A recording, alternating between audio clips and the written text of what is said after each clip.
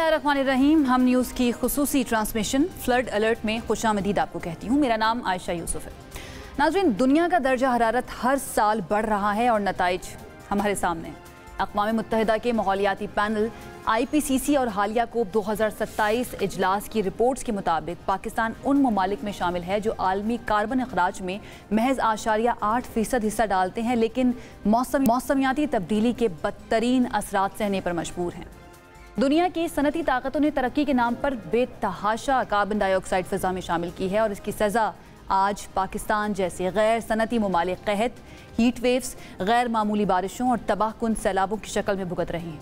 ये आलमी मसालिम है, मगर इसके साथ साथ हमारे अंदरूनी अवामिल भी जल्दी पर तेल का काम कर रहे हैं। गिलगित बल्तिस्तान, आज़ाद कश्मीर, खैबर पख्तूनख्वा के सब्ज़ाज़ारों से लेकर सिंध बलोचिस्तान के साहिली इलाकों तक जंगलात की अंधाधुंध कटाई में टिम्बर माफिया मुलव्विस है। अफसोस के इस गैर कानूनी कारोबार को कहीं सियासी पुष्पनाही हासिल है और कहीं हुकूमती चश्मपोशी। नतीजा ये निकला कि जंगलात तेज़ी से नापैद हो रही हैं, दर्जा हरारत बढ़ रहा है और आफात की शिद्दत में कई गुना इजाफा हो चुका है। आज पाकिस्तान के शिमाली पहाड़ों में ग्लेशियर तेज़ी से पिघल रहे हैं। ग्लेशियाई झीलों में झीलें जो हैं वो वजूद में आकर टूट फूट रही हैं, क्लाउड बर्स्ट हो रहे हैं और गैर मुतवक्की बारिशों ने तबाही को आम कर दिया है। पूरी बस्तियाँ सफ़ाए हस्ती से मिट रही हैं। बुनेर और सवाबी में जो कुछ हुआ वो किसी भी कौम की आंखें खोलने के लिए काफ़ी है। जुल्म पर जुल्म ये है कि हमने खुद भी आबी गुजरगाहों पर कब्जा करके कुदरती बहाव को रोक दिया है और जब पानी पहाड़ों से उतरता है तो उसके लिए कोई महफूज रास्ता बाकी नहीं रहता। पाकिस्तान की तारीख सैलाबों से भरी पड़ी है, लेकिन हालिया दिहाइयों में उनकी शिद्दत और तबाहकारी में बेतहाशा इजाफा हुआ है। पाकिस्तान में सैलाब की तारीख और तबाहकारियों पर हम न्यूज़ के एडिटर इन्वेस्टिगेशन गिशगोरी ने एक रिपोर्ट तैयार की है, वो देखते हैं।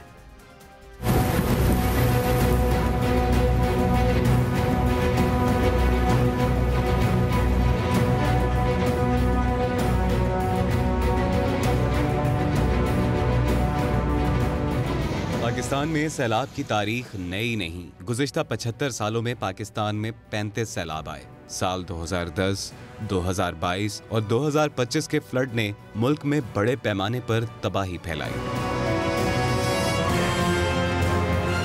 मजमूई तौर पर पाकिस्तान की मुईशत को $69 बिलियन का नुकसान पहुंचा।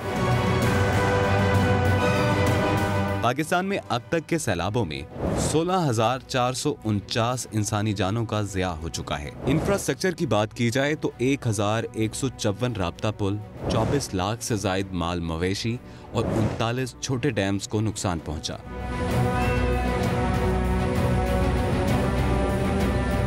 फ्लड की वजह से 3 करोड़ 41 लाख की आबादी और 33 लाख से जायद घरों को नुकसान पहुंचा।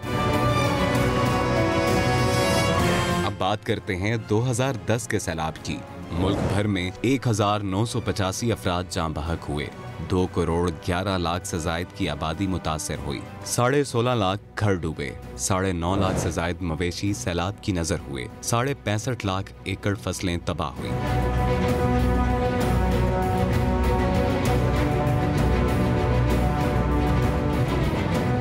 सैलाब 2022 $30 अरब का नुकसान हुआ। 1,839 इंसानी जानें ज़ाया हुई। 3 करोड़ 25 लाख अफराद सैलाब से मुतासर हुए। साल 2022 में 14,56,000 से जायद मकानात को मुकम्मल या जुज़वी नुकसान पहुंचा। पिछले 6 सालों में सबसे ज्यादा बारिशें जिन अजला में हुई उनकी तफसील कुछ यूं है। इन शहरों में 2022 में मोहनजोदाड़ो 779 मिलीमीटर के साथ नंबर 1 शहर रहा। सिकरन में 2022 में 617 मिलीमीटर, जबकि खैरपुर में 606 मिलीमीटर बारिश रिकॉर्ड की गई। रवां साल जेहलम में 594, चकलाला में 557 मिलीमीटर बारिश रिकॉर्ड की गई। कराची में 2020 में सबसे ज्यादा बारिश 588 मिलीमीटर रिकॉर्ड की गई थी।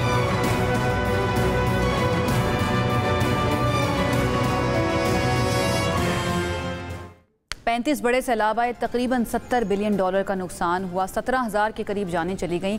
सवाल यह है कि हमने सीखा क्या है और अभी तक जो हुकूमतें गुजरी हैं उनकी जानिब से क्या किया गया। इन सारे मामलात पर बात करेंगे, लेकिन इस वक्त पाकिस्तान के मुख्तलिफ शहरों में, मुख्तलिफ सूबों में क्या सिचुएशन है उसके बारे में आपको अपडेट कर देते हैं। हमारे नुमाइंदगान का पूरा नेटवर्क जो है इस वक्त मुख्तलिफ शहरों में मौजूद है। पाकिस्तान में सैलाब से मुतासर इलाकों की अपडेट्स जो है वो लेते हैं। गिलगित बल्तिस्तान से कराची तक हमारे साथ मौजूद हैं स्कर्दू, और गिलगित बल्तिस्तान से कैसर अब्बास, मैंगोरा स्वात से शीरी ज़्यादा हमारे साथ मौजूद होंगे।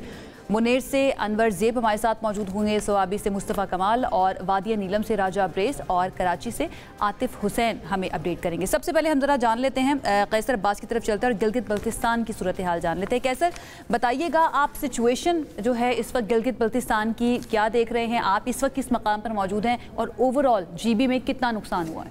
जी, गिलगित बल्तिस्तान इस वक्त क्लाइमेट चेंजेस की जद में है और गिलगित बल्तिस्तान के मुख्तलिफ अजला में क्लाउड बर्स्ट और ग्लेशियर झील के फटने के बाद बड़े पैमाने पर तबाही हुई है। सबसे पहले मैं ज़िला ग़िज़र की बात करूंगा। ज़िला ग़िज़र के इलाका रवाशन में जो ग्लेशियर झील के फटने के बाद बड़े पैमाने पर तबाही हुई है। 100 से ज़ायद घर इस वक्त ज़ेर आब आ गए हैं। लोग मुख्तलिफ इलाकों की तरफ इस वक्त नकल मकानी कर रहे हैं। ज़िला दियामर की बात करूँ तो थक और बाबूसर में जो है सैलाब से सयाहों की जो है अमवात हुई है और इसी तरह से मकामी लोगों की भी अमवात हुई है। बड़े पैमाने पर तबाही हुई है। मैं इसी तरह से हुंदा की बात करूँ तो गोजाल और गुलमात में जो है लोगों को काफ़ी मुश्किलात का सामना करना पड़ रहा है और इंफ्रास्ट्रक्चर को भी अच्छे खासी इस वक्त नुकसानात हुए हैं। अस्करदू का इलाका जो है बुरगे नाले से आने वाले सैलाबी सूरत हाल के बाद खरपितो फापा में जो है लोगों के अराजी ज़मीनें और घरों को नुकसानात पहुँचे हैं और लोग जो है इस वक्त बेघर हो गए हैं। अगर मैं ज़िला गांच की बात करूँ तो हल्दी, बिलागुन और जो है कुंदस वैली में बड़े पैमाने पर तबाही हुई है, जिसके बाद लोग इस वक्त 10 विलेजेस में ज़िंदगी गुजारने पर मजबूर है। खरमाओं में मैं बात करूँगा तो इस वक्त जो है कमंगू और कतिशु नाला से आने वाले जो सैलाब है उसकी वजह से लोगों के जो आरजी ज़मीनें हैं वो मुकम्मल तौर पर तबाह हो गए हैं और वहाँ पर 2 अमवात हुई है। ज़िला शिगर की मैं अगर बात करूँ तो शिगर में गुलापुर में शदीद सैलाब आए हैं। सैलाब की वजह से जो है जो बाशकर रास्ता है, रोड है, वो मुकम्मल तबाह हो गए हैं। अगर मैं सड़कों की बात करूं तो 22 किलोमीटर जो सड़क हैं वो डैमेज हो गए हैं, जिनमें गिलगित स्कर्दू रोड भी शामिल है, जिसमें बागचा का पुल भी शामिल है और जिसमें स्तक नाला शामिल है, जिसमें जो है बड़े पैमाने पर डैमेज हुए हैं। टोटली 22 किलोमीटर जो है सड़क को बड़े पैमाने पर यहाँ पर नुकसानात हुए हैं। अगर मैं हुकूमत की कारकर्दगी की बात करूँ इन तमाम चीज़ों में तो इस वक्त लोग काफ़ी नाखुश है वज़ीर आला गिलगित बल्तिस्तान गुलबर खान साहब से, क्योंकि वो जब यहाँ पर लोग मुश्किल में थे उस वक्त बैरूनी ममालिक जो है दोनों पे मसरूफ़ थे और अभी भी इन इलाकों में इन्होंने दौरा नहीं किया है। ठीक है, दौरा नहीं किया और इस वजह से आवाम जो है ना वो बहुत ज़्यादा गुस्से में भी है। मंगोरा की क्या सिचुएशन है? कैसर आप साथ ही मौजूद रहिए। शीरीज़ादा की तरफ चलते हैं, उनसे जानते हैं, क्योंकि मंगोरा में सैलाब को 8 दिन गुजर चुके हैं लेकिन आवाम की मुश्किलात अभी तक कम नहीं हुई हैं, जिसकी वजह से वो परेशान भी हैं और गुस्सा भी कर रहे हैं हुकूमत के ऊपर। शीरीज़ादा बताइएगा, आवाम को इस वक्त कौन कौन सी चीज़ों की ज़रूरत है और हुकूमत से क्या मुतालबा कर रहे हैं वो? जी, इस वक्त मैं मंगोरा में मौजूद हूँ। तबाहकुन सैलाब को गुजरे हुए आज 8 दिन मुकम्मल हो गए, लेकिन सैलाब मुतासिरीन की मुश्किलात बदस्तूर कायम है और वो अपनी मदद आपके तहत अपने घरों से, अपनी दुकानों से, मार्केटों से रेत बजरी हटा रहे हैं। इस वक्त जो मसला है वो बिजली का है, पानी का है और इसी तरह गैस का है। यहाँ पर मुतासिरीन ये मुतालिबा करते हैं कि हुकूमत मेन जो सड़कें हैं आज भी मुलाबाबा सड़क बदस्तूर बंद है, जिसकी वजह से मंगोरा शहर में ट्रैफिक जाम मामूल बन गया है और शहरी जो है ना एक अजाब में मुब्तला है। 5 मिनट का रास्ता वो घंटों में तय करते हैं। तो इसी तरह यहाँ पर बिजली भी नहीं है, पीने के साफ पानी भी नहीं है और दीगर मुश्किलात यहाँ पर कायम है। मुकामी लोगों ने ये मुतालिबा किया है कि हमारे घरों से, दुकानों से और इसी तरह मार्केट से और रास्तों से रेत बजरी हटाया जाए ताकि हम मामूल की ज़िंदगी की तरफ वापस आ जाए। यहाँ पर जो सबसे बड़ा मसला है इस वक्त अपराधी क़ुव्वत का है। मुख्तलिफ गाँवों से, मुख्तलिफ मदरसों से, स्कूलों से स्टूडेंट्स आते हैं और वो रज़ाकाराना तौर पर इन लोगों के साथ हाथ बटा रहे हैं रेत बजरी वगैरह हटाने में, लेकिन बदस्तूर वो बजरी और रेत वगैरह घरों में मौजूद है, क्योंकि 10-10 फीट 5-5 फीट जो रेत है वो यहाँ पर मौजूद है। तो यहाँ पर लोगों को काफ़ी मुश्किलात का सामना है। लोग बिजली और गैस और पीने के पानी की बहाली का मुतालिबा भी करते हैं। यानी पर लोग जो हैं वो हुकूमती मदद के मुंतज़िर है। शीरीज़ादा बहुत शुक्रिया, आपने अपडेट किया, साथ ही मौजूद रही है। हम ज़रा बुनेर का रुख कर लेते हैं, क्योंकि बुनेर में क्लाउड बर्स्ट की वजह से बहुत ज़्यादा तबाही हुई और इस वक्त भी सर्च एंड रेस्क्यू ऑपरेशन वहाँ पर जारी है, क्योंकि बहुत सारे लोग लापता भी हो गए हैं, उनकी अभी तक तलाश मुकम्मल नहीं हो सकी है। तो अनवर ज़ेब की तरफ चलते हैं, वो हमें वहाँ से अपडेट करें। अनवर, क्या इस वक्त अपडेट करेंगे, क्या सिचुएशन देख रहे हैं आप बुनेर की? जी बिल्कुल, बुनेर में गुज़श्ता जुम्मे को आने वाले सैलाब ने तबाही मचाई है और मजमूई तौर पर रेस्क्यू 112 के मुताबिक 292 अफराद जो हैं वो इस सैलाब में बह गए हैं। 3 तहसील ऐसे हैं जो कि सबसे ज़्यादा मुतासिर हुए हैं। इसमें तहसील गदीजी है, तहसील डगर है और साथ में तहसील चगरजी है। तहसील गदीजी में पीर बाबा, बेशुनी, कदर नगर और भट्टे गाँव जो हैं ये सबसे ज़्यादा मुतासिर हुए हैं। इन 3 देहातों में तकरीबन 150 से ज़्यादा अफराद जो हैं वो जाबाक हो चुके हैं, जबकि कई लोग ऐसे हैं जो कि इस वक्त मिसिंग है और उनकी तलाश जो है वो जारी है। तहसील डगर में 30 अफराद जाबाक हो चुके हैं, जबकि 2 अफराद ऐसे हैं जिनकी लाशें अभी तक नहीं मिली और उसकी तलाश भी जारी है। इस तरह तहसील चगर्जी में 41 अफराद जाबाक हो चुके हैं, 3 अफराद जो हैं वो मिसिंग हैं। बाज़ारों और दुकानों की अगर बात की जाए तो सबसे ज़्यादा नुकसान पीर बाबा बाज़ार में हुआ। यहाँ पर लंडे बाज़ार और साथ में जो मेन मरकज़ी बाज़ार है, ये दोनों बाज़ार ऐसे हैं जहाँ पर करोड़ों रुपए की माली नुकसान का सामना करना पड़ा। तकरीबन 300 से ज़ायद दुकानें ऐसी हैं जो कि मुकम्मल तौर पर तबाह हो चुकी हैं और इसमें कीचड़ भर गई। इस वक्त रेस्क्यू 112 के अहलकार जो हैं मकामी रज़ाकारों के साथ मिलकर दुकानों की सफाई कर रहे हैं। इलाके में आज भी तकरीबन 1 हफ्ता गुजरने के बावजूद जो है माहौल जो है वो इंतहाई सुगवार है। लोग अपने रिश्तेदारों को ढूंढ रहे हैं। साथ में लोग हुकूमत से भी ये शिकवा कर रहे हैं कि अभी तक रास्ते जो हैं वो क्लियर नहीं किए गए। खुसूसी तौर पर जो है गोखन के जो रास्ते हैं, स्पेशली कोट और सूडीर के गांव के जो रास्ते हैं वो भी अभी तक बंद हैं और इन रास्तों की बंदिश की वजह से वहाँ पर इमदादी सरगर्मियाँ भी मुअत्तल है। लोग जो हैं अशियाई खुर्दनोश के लिए तकरीबन 4-4 घंटे जो हैं वो सफ़र तय करके बाज़ारों को जाते हैं और वहाँ से अपने लिए सौदा लेके जाते हैं। यहाँ पर भी बहुत ज़्यादा परेशान है। ठीक है, अनवर ज़ेब हमारे साथ बुनेर से मौजूद है। ज़रा सवाबी का भी रुख कर लेते हैं। वहाँ पर भी क्लाउड बर्स्ट की वजह से बड़े पैमाने पर तबाही हुई है। स्पेशली गदोन नालबड़ी की बात करें तो वहाँ पर जो तबाही हुई उसने पूरे इलाके को सोगवार कर दिया है। रेस्क्यू ऑपरेशन कहाँ पर पहुँचा है? हमारे साथ मुस्तफ़ा कमाल मौजूद हैं, उनकी तरफ चलते हैं, उनसे जानते हैं। मुस्तफ़ा कमाल, बताइएगा क्या देख रहे हैं आप वहाँ पर? जी बिल्कुल, इस वक्त मैं मौजूद हूँ दालूड़ी के इलाके में और पहला मरहला जो था वो रेस्क्यू का वो अमल मुकम्मल हो गया है। दूसरे मरहले का आगाज हुआ है। क्लाउड बर्स्ट ने दालूड़ी के इलाके को इस वक्त सोगवार बना दिया हुआ है। दूसरा मरहला शुरू है। मलबे तले जितने भी मलबे तले लोग थे उसको निकाले गए हैं। अभी मलबा हटाया जा रहा है, मशीनरी लगी हुई है। सड़कों की सफाई के साथ साथ जो घरों की सफाई वो भी इस वक्त जारी है। दूसरी जानिब यहाँ शीरियों का कहना है कि इन मशीनरी को बढ़ाई जाए और बड़ी बड़ी मशीनरी लाई जाए ताकि जो यहाँ पर बड़े पत्थर है उसको बआसानी हटाया जा सके। 15 से 20 दिन ये कह रहे हैं कि ये मजीद लगेगा मलबे हटाने में।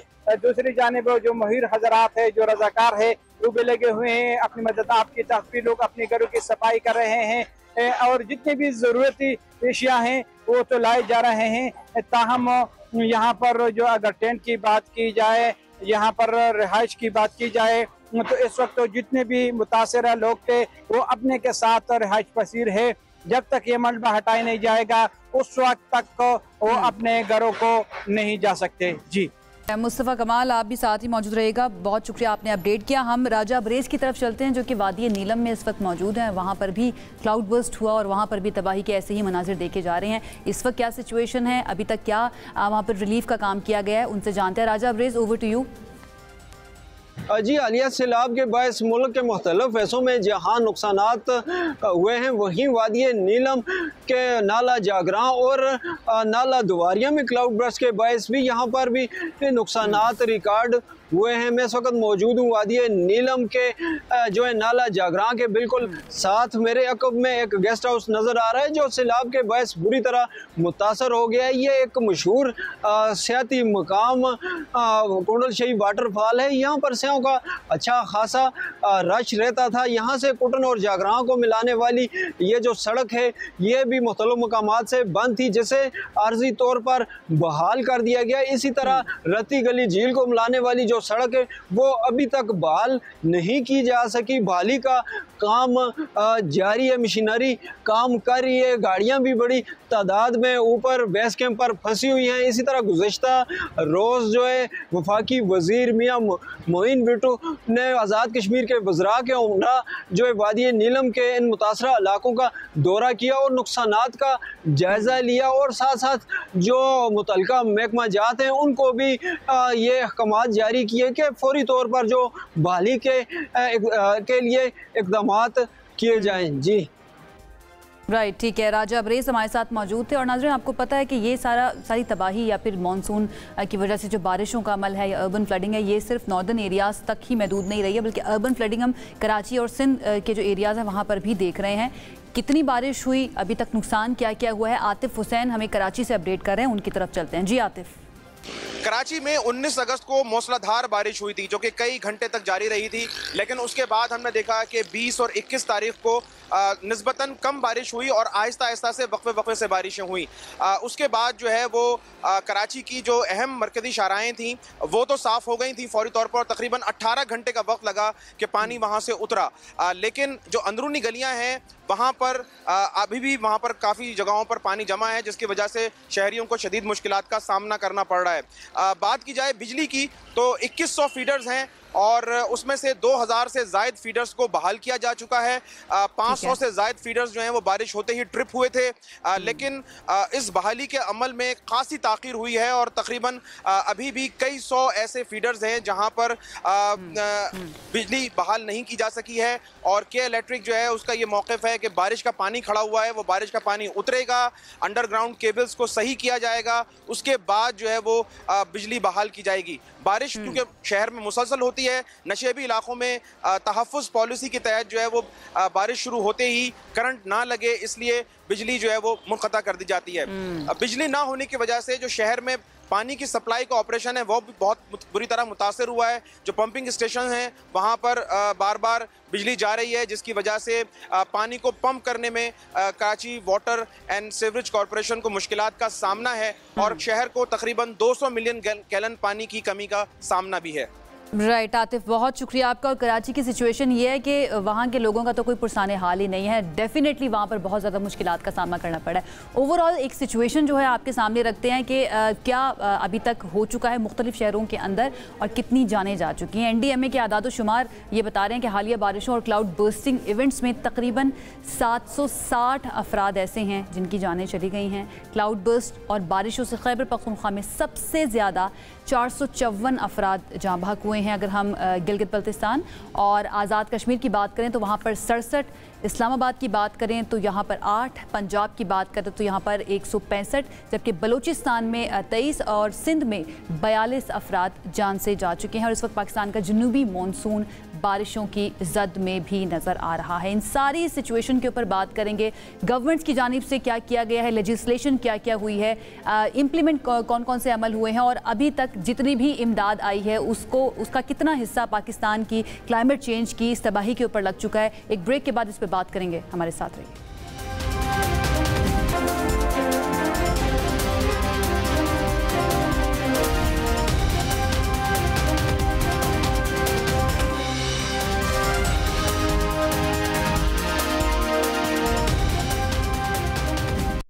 ब्रेक के बाद आपको खुशामदीद कहेंगे। फ्लड अलर्ट की ये खुसूसी ट्रांसमिशन है। पाकिस्तान के अंदर अब तक बहुत ज़्यादा तबाही हो चुकी है इन फ्लड्स की वजह से। हमने कोशिश की ब्रेक पर जाने से पहले कि मुख्तलिफ शहरों में और मुख्तलिफ सूबों में जो सिचुएशन है फ्लड्स की और जो नुकसानात हुए हैं उसके बारे में आपको बताएं। जनूबी पंजाब का रुख कर लेते हैं, वहाँ पर क्या सिचुएशन है। हमारे नुमाइंदे फारूक मलिक हमारे साथ मौजूद हैं और वो हमें बताएंगे कि दरियाए सिंध, झेलम, चनाब और रावी में भी पानी की जो मिकदार है उसके अंदर मुसलसल इजाफा हो रहा है। तो साउथ पंजाब में क्या हो सकता है या अभी तक क्या क्या कॉन्सिक्वेंसेज हम देख रहे हैं इस क्लाइमेट चेंज की और इस मानसून के सीज़न के, उनकी तरफ चलते हैं, ज़रा उनसे जान लेते हैं। फारूक, बताइएगा आपके पास क्या अपडेट्स हैं इस सारी सिचुएशन को लेकर? बिल्कुल जी, मुल्क भर की तरह बहावलपुर में इस वक्त दरिया सतलुज की जो सैलाबी सूरत हाल है काफ़ी सीरियस हद तक पहुंच चुकी है। अगर बहावलपुर से अगर पानी की मिकदार की बात करें तो इस वक्त 30 से 40 हज़ार क्यूसेक करेला इस वक्त बहावलपुर से गुजर रहा है और हेड गन्ना सिंह के ऊपर इस वक्त 1 लाख से भी पानी की मिकदार बढ़ चुकी है और हेड सुलेमान की पर 70,000 और हेड जो साइफन है बहावलपुर के नज़दीक तरीन वहाँ पर 37,000 क्यूसेक का रेला इस वक्त पहुँच चुका है। जबकि पानी की मिकदार बढ़ने से मुतअद्दिद जो इलाके हैं वहाँ पर पानी बढ़ चुका है और साथ साथ जो किसानों ने हिफाजती बंद बांधे हुए थे वो भी टूट चुके हैं, जिसकी वजह से जो फसलात हैं फसलों में काफ़ी नुकसान पहुँचा है और काफ़ी रकबा जो है इस वक्त ज़ेर आब आ चुका है और लोगों की नकल मकानी इस वक्त शुरू हो चुकी है। बहावलपुर की बात करें तो यहाँ पर दफ़ा 144 नाफिज है, लेकिन उसकी खिलाफ वर्जी देखने में आ रही है। शहरी काफ़ी तादाद में यहाँ पर आए हैं और यहाँ पर दरिया को देखने के लिए यहाँ पर पहुँचे हैं, लेकिन कोई हिफाजती इकदाम हमें नज़र नहीं आ रहा। इंतज़ामिया की जानिब से काफ़ी इंतजाम जो है वो किए जा रहे हैं। रेड अलर्ट यहाँ पर जारी हो चुका है और इनखला के लिए भी काफ़ी सारे इकदाम किए जा रहे हैं। जो लोग दरिया के अंदर या निचली जगह पे मौजूद हैं या उनके जानवर वगैरह मौजूद हैं, तो इंतजामिया की जानिब से उनको ये कहा जा रहा है कि जल्द से जल्द यहाँ से ऐसी जगह पे मुंतकिल हो जाएं, ऐसी जगह पे चले जाएं जहाँ जो महफूज हो या ऊपर वाली जगह हो, ताकि किसी भी नुकसान से अब बच सके। यानी यहाँ पर भी इंतजामिया की जाना जा रहा है कि लोग अपनी मदद आप के तहत यहाँ से किसी महफूज जगह पर चले जाएं, बट प्रिएम्प्टिव मेजर्स जो हैं यहाँ पर नहीं लिए गए थे। फारूक मलिक हमारे साथ मौजूद थे, दरिया सतलुज की सैलाबी सूरत हाल के बारे में हमें बता रहे थे। बहुत शुक्रिया आपका। अब इस सारे मामले के ऊपर, पाकिस्तान में फ्लड्स की जो सूरत हाल है उसके ऊपर हम कोशिश करते हैं बात करें। हमारे साथ डॉक्टर शिजरा मनसब अली खान साहिबा मौजूद हैं, जो कि वज़ीर मुमलिकत बराए क्लाइमेट चेंज हैं। उनको हम वेलकम करेंगे। डॉक्टर साहिबा, थैंक यू सो मच हमें ज्वाइन करने के लिए। उनके साथ हमारे साथ मौजूद हैं सीनियर सहाफ़ी और एनालिस्ट हैं मुजम्मिल सोहरवर्दी साहब, उन्होंने भी हमें लाहौर से ज्वाइन कर लिया। मुजम्मिल साहब, आपको भी मैं शुक्रिया अदा करूंगी ज्वाइन करने के लिए। और स्टूडियोज़ में हमारे साथ इस वक्त मौजूद हैं डॉक्टर हसन अब्बास साहब, जो कि एक्सपर्ट हैं, माहिर माहौलियात हैं, उनको भी मैं वेलकम करूँगी। डॉक्टर साहब, थैंक यू सो मच हमें ज्वाइन करने के लिए। आगाज़ जो है मैं डॉक्टर साहिबा से करना चाहूँगी। डॉक्टर शिजरा मनसब साहिबा वो हमारे साथ मौजूद है। डॉक्टर साहिबा, सबसे पहले तो मैं ये जानना चाहूँगी कि पाकिस्तान जो है उसका क्लाइमेट एमिशंस के अंदर या ग्रीन हाउस गैसेस के अंदर जो हिस्सा है वो 1% से भी कम है, लेकिन पाकिस्तान सबसे ज़्यादा वल्नरेबल कंट्रीज़ में से एक पाया जाता है। तो हमारी ये अप्रोच जो है राइट नाउ क्लाइमेट चेंज से कॉम्बैट करने की, ये रिएक्टिव क्यों है, प्रोएक्टिव क्यों नहीं थी? आपने बिल्कुल ठीक कहा कि पाकिस्तान जो है वो, जहाँ तक कार्बन एमिशंस का सवाल है, तो हम 1% से भी कम कार्बन एमिशंस करते हैं। और ज़्यादातर दुनिया के वो ममालिक जो कि तरक्की पजीर हैं, जिन्होंने बहुत डेवलपमेंट कर ली, बहुत तरक्की कर ली, इंडस्ट्रीज़ लगाईं और मुख्तलिफ़ चीज़ों की वजह से, लेकिन उधर बहुत ज़्यादा एमिशंस हैं, बहुत हाई एमिशंस हैं, जिसकी वजह से कि जो ग्रीन हाउस इफ़ेक्ट कहते हैं हमें दुनिया में, जिसकी वजह से कि राइजिंग टेम्परेचर्स हैं और दुनिया में क्लाइमेट चेंज आ रहा है, वो उन ममालिक की वजह से हुआ है। लेकिन 2025 की जो क्लाइमेट रिस्क इंडेक्स रिपोर्ट आई है उसमें पाकिस्तान पहले नंबर पे, और पाकिस्तान हमेशा पहले पिछले कई सालों से पहले 10 नंबर्स के अंदर ही रहता है। Pakistan is one of the most climate vulnerable countries in the world.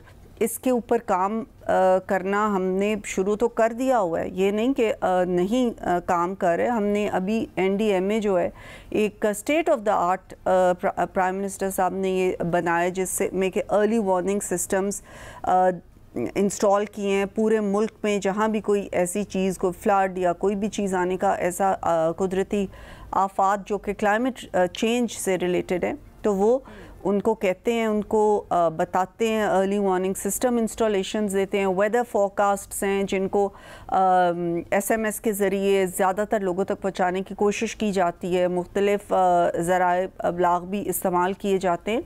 Having said that, कल प्राइम मिनिस्टर साहब ने ख़ुद भी ये कहा कि 2022 के जो डेवस्टेटिंग फ्लड्स आए थे उसके बाद भी अभी शायद हम उतना स्टेप्स नहीं ले सके जितने के हमें लेने चाहिए। लेकिन इसके साथ एक और बात का भी मैं ज़रूर ये बताना चाहती हूँ कि देखिए, पाकिस्तान एक गरीब मुल्क है। हम अभी रिसेंटली हमने डिफ़ॉल्ट के दहाने से पाकिस्तान को बचाया और अपनी मईशत को सही सिमत की तरफ लेके जाने की कोशिश कर रहे हैं।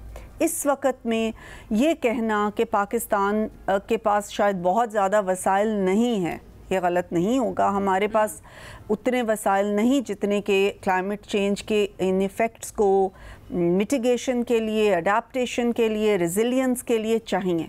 हमने ये बात दुनिया के हर मुल्क में भी जाके उठाई, जहाँ जहाँ कोई इंटरनेशनल फोरम्स होते हैं वहाँ भी हमने कहा, और ख़ुद वर्ल्ड बैंक जैसे और मुख्तलिफ जो इस तरह के लोग हैं उन्होंने बताया कि पाकिस्तान को कितने बिलियंस ऑफ डॉलर्स सालाना चाहिए इन चीज़ों को मिटिगेट या अडेप्टेशन के मेजर्स लेने के लिए। लेकिन प्रॉमिसेस तो बहुत होते हैं, लेकिन उनकी हकीकत उस तरह से सामने नहीं है। प्रॉमिसेस बहुत होते हैं, वसाइल की भी कमी है हमारे मुल्क के अंदर। और आपने एक बड़ी इंपॉर्टेंट बात की डॉक्टर साहबा कि काम शुरू कर दिया है पाकिस्तान ने, लेकिन प्रॉब्लम ये है कि काम बहुत पहले शुरू हो जाना चाहिए था। अब तो हमें कॉन्सिक्वेंसेस नज़र आ रहे हैं ना, तबाही नज़र आ रही है, जिसके बारे में पहले से प्रिडिक्ट किया जा रहा था कि इसके ऊपर कुछ कर लिया जाए, और एक्सपर्ट्स बहुत ज़्यादा चीख रहे थे इसके लिए। हमारे साथ डॉक्टर हसन मौजूद हैं, उनकी तरफ चलती हूँ because he is being the expert. वो ज़्यादा बेहतर तरीके से बता सकते हैं कि राइट नाउ जो काम हो रहा है वो काफ़ी है या फिर कब से होना शुरू हो जाना चाहिए था। डॉक्टर साहब, ये कह देना कि अब काम होना शुरू हो चुका है, अब तो हम देख रहे हैं नुकसानात को उठा रहे हैं, ये तो कब से हो बहुत पहले से प्रिएम्प्टिव मेजर्स इसके ऊपर लिए जाने चाहिए थे। व्हाट डू यू थिंक सबसे ज़्यादा नुकसान जो है वो किस वजह से हुआ है, कौन सी पॉलिसीज़ की वजह से हुआ है या फिर पॉलिसीज़ थी और इम्प्लीमेंटेशन नहीं थी? देखिए, जो सबसे ज़्यादा नुकसान है ना वो मेरे ख्याल में हमारी जो मेंटालिटी है उसकी वजह से हुआ है। हमारी मेंटालिटी है कि मजलूमियत का कार्ड प्ले करो और हमेशा उस इंडेक्स की बात करो जिसमें वल्नरेबिलिटी में आप नंबर 1 है, और फिर लोगों को बताओ कि भाई लुट गए, मर गए, बह गए, रुड़ गए, इस तरह की बातें करो और फिर लोगों को कि हमारे पास वसाइल नहीं है। देखिए, वसाइल किसी के पास नहीं है और बगैर वसाइल के भी कोई नहीं। आपको पता होना चाहिए, वो एक पंजाबी का शेर है, अगर इजाज़त दें तो वो कहते हैं कि भूखा पीखा कोई नहीं, सब दी गठड़ी लाल, गिरा खोल नहीं जान दे सो इस बिन होए कंगाल। यानी आपके पास गठड़ी में मोती हैं, आपको उसकी गिरा नहीं खोलनी आती, इसलिए आप कंगाल हुए हैं। देखें, जिस तरह से एक क्लाइमेट वल्नरेबिलिटी इंडेक्स दुनिया में बना है कि जी कौन सबसे ऊपर है तो कौन सबसे नीचे है, क्या कोई ऐसा इंडेक्स भी है कि वो बताए कि भाई क्लाइमेट चेंज से जो फायदे हो रहे हैं उनमें कौन सा मुल्क सबसे टॉप पे है? मेरे ख्याल में कि ये इंडेक्स बनाया जाए, अगर किसी ने अभी तक बनाया, तो इसमें भी हम टॉप पे ही आएंगे। वो नोम चॉम्स्की ने कहा था ना कि there is no such thing as poor country. सबके पास वसाइल होते हैं, उनको पोरली मैनेज किया जाता है, इस वजह से आप पुअर या फिर रिच कंट्रीज होते हैं। एग्जैक्टली। तो ये मतलब है कि दूसरों को कहने के जी उन्होंने कार्बन निकाल ली तो हम मारे गए, ऐसी कोई बात नहीं है। अगर हम पोल्यूशन की बात करें तो I think we are the worst pollution on the planet. हमारा कोई एक रिवर जो है वो ड्रिंकेबल नहीं है, छोटा या बड़ा। आप जब उसके पोल्यूशन इंडेक्स में आते हैं तो आपकी जो सिटीज़ हैं they are in the top 10 of the world's most polluted cities. जब स्मॉग की बात आती है तो यू आर द वर्स्ट। जब वो पार्टिकुलेट डस्ट पोल्यूशन की बात आती है यू आर द वर्स्ट। तो फिर आप कैसे कह सकते हैं कि प्लास्टिक पोल्यूशन की बात आती है, being fed into the ocean from our country, we are number 8 in the world। तो मतलब है कि लेकिन ये भी तो एक फैक्ट है ना डॉक्टर साहब कि वाकई में पाकिस्तान का अगर इन सब चीजों के बावजूद हिस्सा देखा जाए तो बहुत ही कम है ग्रीन हाउस गैसेस इमिशंस के अंदर। नहीं 1% से भी कम है। ये हम नहीं कह रहे, ये सिर्फ पाकिस्तान नहीं कह रहा, ये यूएन भी कह रहा है। देखिए, मैं आपको उसकी मैं एक वजह बताऊं, अकाउंटिंग किस तरह से की जाती है। आपकी तो एक कॉमन पिन जो है वो भी चाइना से बन के आती है। आपकी सारी गाड़ियां जापान, कोरिया और चाइना से बन के आती हैं, ठीक है। आपका इंडस्ट्रियल फुटप्रिंट तो उधर चला गया।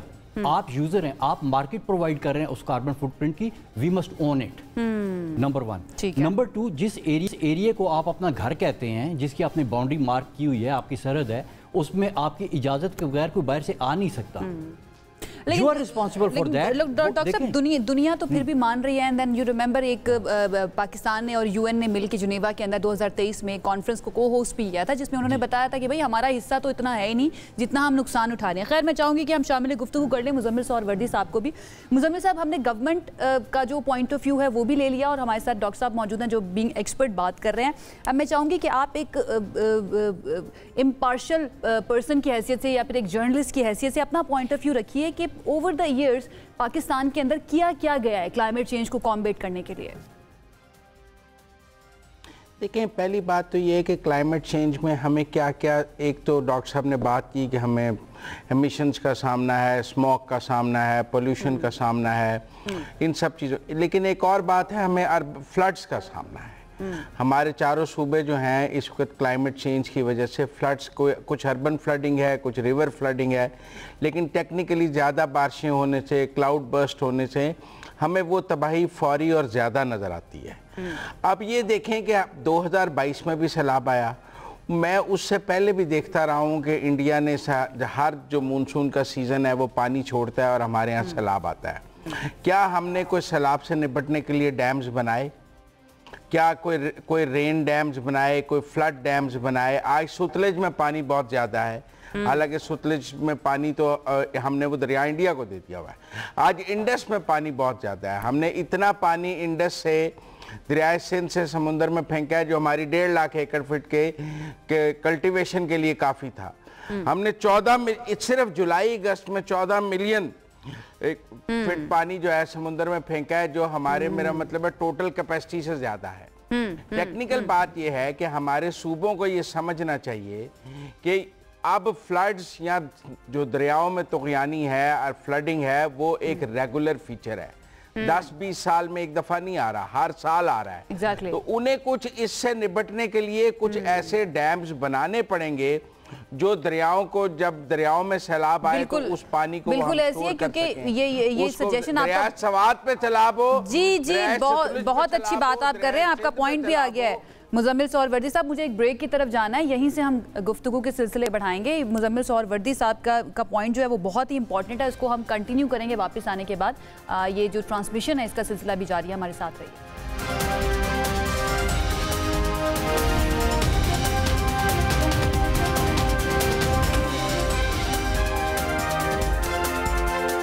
ब्रेक के बाद आपको कहेंगे खुश आमदीद। ये स्पेशल ट्रांसमिशन है इस वक्त जो मानसून के डिफरेंट सीजन्स हमारे मुल्क के अंदर चल रहे हैं और उसकी वजह से जो सैलाब आए हैं, बहुत सा नुकसान हो चुका है और कई जानें भी जा चुकी हैं। तकरीबन NDMA के मुताबिक 700 से ज़्यादा ऐसे लोग हैं जिनकी जानें इन फ्लड्स की वजह से, इस अर्बन फ्लडिंग की वजह से या फिर ग्लॉफ जो एक नया फिनोमेना सामने आया उसकी वजह से जा चुकी हैं। इसको समझने की ज़रा कोशिश करते हैं। हमारे साथ डॉक्टर साहब मौजूद हैं। डॉक्टर साहब, ये जो ग्लेशियर लेक आउटबर्स्ट फ्लड्स हैं, ग्लॉफ, ये नया फिनोमेना है, इसने कितना ज़्यादा नुकसान पहुंचाया? एंड देन सिर्फ ये एक मैटर नहीं है, डिफॉरेस्टेशन एक बहुत बड़ा मसला है, ग्लोबल वार्मिंग तो डेफिनेटली है, ये क्लाइमेट चेंज का हिस्सा है। फिर जब हम कराची की तरफ चले जाते हैं वहाँ पर हमें अर्बनाइजेशन बहुत ज़्यादा नज़र आती है, इंक्रोचमेंट नज़र आती है। ये सारी चीज़ें मिलकर अफेक्ट कर रही हैं या फिर किसी एक का हिस्सा ज़्यादा और एक का हिस्सा कम है? वो असल में हिस्सा उस वक्त ज़्यादा और कम होता है कि जहाँ पर डिज़ास्टर हिट करता है ना, वहाँ पर किस टाइप की मिसमैनेजमेंट हो रही है तो फिर वो एक्सपोज हो जाती है। तो इसलिए हम ये नहीं कह सकते कि इसमें अर्बनाइजेशन का सारा कसूर है या डिफॉरेस्टेशन का ज़्यादा कसूर है। जहाँ पे भी डिज़ास्टर आएगा वो चीज़ जो है वो अपना रोल प्ले करेगी, जो भी मिसमैनेजमेंट हमने। ठीक है। और जो आपने कहा है कि ये जो ग्लॉफ का फिनोमेना है, ग्लॉफ का फिनोमेना कोई नया फिनोमेना नहीं है, ये तो मिलियंस ऑफ ईयर्स पुराना फिनोमेना है। But this term we are listening it for the first time in Pakistan, that's why ये क्लाउड बर्स्ट की टर्म भी अभी बहुत ज़्यादा जो है वो कॉमन हो रही है। और ये जो ग्लॉफ का फिनोमेना है, इसमें बेसिकली होता क्या है कि जो ग्लेशियर है ना आपके, आप यूँ समझिए, अच्छा लोगों को ये भी नहीं पता कि ग्लेशियर है क्या, let alone they understand what is glacier lake outburst. ये जो ग्लेशियर होता है ना, this is like a river of ice and snow. वो सॉलिड है, आइस है, और वो वैली के बीच में पड़ती जा रही है, और वैली की इस तरह से ना स्लोप होती है, उसका वेट इतना ज़्यादा होता है कि पूरा ग्लेशियर ऐसे करके मूव कर रहा होता है। That movement is slow, a few metres in a year, लेकिन वो ऊपर से उसके लोड पड़ता जाता है आइस का और वो आगे आगे मूव करता जाता है। फिर जिस वक्त वो पहाड़ के बीच में उस लेवल के ऊपर आता है ना जहाँ पे टेम्परेचर 0 से कम हो जाता है, तो वो पिघलना शुरू कर देता है। राइट। उस पॉइंट को कहते हैं एब्लेशन जोन। राइट। अच्छा, जिस वक्त ये ऐसे करके आता है तो इमेजिन ए बुलडोजर जो कि पहाड़ के वैली के बीच में चल रहा है और उसके ब्लेड के आगे जो है ना बहुत ज्यादा मिट्टी और पत्थर और सब चीजें जमा हो रही हैं। तो करते करते करते ना वो एक तरह का वो बुलडोजर है, वो चलाता हुआ ला रहा है। इस फिनोमेना को ग्लॉफ कहते हैं? नहीं, इस फिनोमेना को ग्लॉफ नहीं कहते। इससे वो जो आगे एक स्ट्रक्चर बनता है ना ग्लेशियर के एंड के ऊपर, उसको कहते हैं एंड मोरेन। ठीक है। अच्छा, अगर ग्लेशियर जो है वो जब लाता है ना, तो अच्छा ग्लेशियर का जो सर्दियों और गर्मियों में वो जो उसके पिघलने वाला एब्लेशन जोन है वो आगे और पीछे होता है। Right right. जब वो आगे होता है तो वो उसके मोरेन के साथ टच कर रहा होता है, जब पीछे जाता है तो उसके आगे लेक बन जाती है। ठीक है। वो लेक अगर टूट जाए, वो एंड मोरेन ब्रेक हो जाए, तो वो ग्लेशियर लेक आउटबर्स्ट होता है, और क्योंकि उसके आगे इतने ज्यादा पत्थर होते हैं, वो पत्थरों का सैलाब आगे चल पड़ता है, वो पत्थरों का सैलाब आगे जाता है और तबाही भी फैलाता है। आपका पॉइंट आ गया। मुजम्मिल सोहरवर्दी साहब, ये इस आवर के लिए हमें क्लोज करना है, देन नेक्स्ट आवर हम एक मरतबा फिर से आएंगे। आपके क्लोजिंग रिमार्क्स या सारी सिचुएशन आपकी देखते हुए आप क्या कहेंगे, किसकी गलती है? हम शिजरा मंसर साहिबा भी हमारे साथ मौजूद हैं, उन्होंने जो जवाब दिया उसके अंदर थोड़ा सा हमें political touch, political point scoring भी हल्की सी नजर आई है, लेकिन क्या ये काफ़ी है? Can you get away with it? मेरे ख्याल में फेडरल गवर्नमेंट को अब प्रोविंशियल गवर्नमेंट्स को पाबंद करना पड़ेगा, क्योंकि पैसे तो सारे सूबों के पास हैं। वफाक, पाकिस्तान का वफाक गरीब है और सूबे अमीर हैं। सूबों को इस बात पर पाबंद करना पड़ेगा कि वो क्लाइमेट चेंज के लिए जो स्टेप्स लेने हैं, जिसमें चाहे आपने ग्रीनरी बढ़ानी है, चाहे दरख्त बढ़ाने हैं, चाहे डैम्स बनाने हैं, चाहे तजावजात ख़त्म करनी है, चाहे अर्बन फ्लडिंग को कंट्रोल करना है, चाहे आपने क्लाइमेट को ग्रीन क्लाइमेट की तरफ रिन्यूएबल एनर्जी, ये सब काम सूबों ने करने हैं। हमने आज भी यहाँ फेडरल गवर्नमेंट से बिठाया हुआ है, इनके पास तो ना पैसे हैं ना ये इनका दायरा इख्तियार है, ये काम सूबों ने करना है। एक सूबे में एक जमात 13 साल से है, लेकिन इंटरनेशनली जो डिफरेंट ऑर्गेनाइजेशंस के पास जाकर मुजम्मिल साहब बात करनी है और पाकिस्तान का मुकदमा रखना है, वो तो फेडरल गवर्नमेंट नहीं रखना है। बहरहाल बहुत शुक्रिया आपका, मुजम्मिल सोहरवर्दी साहब हमारे साथ मौजूद थे। हमारी ट्रेन का सिलसिला जनाब जारी है, लेकिन अभी एक ब्रेक की तरफ हमें जाना है। ब्रेक से वापस आएंगे तो बात करेंगे मजीद इस सारी सिचुएशन पर। हमारे साथ नया पैनल भी मौजूद होगा, हमारे साथ रहिए।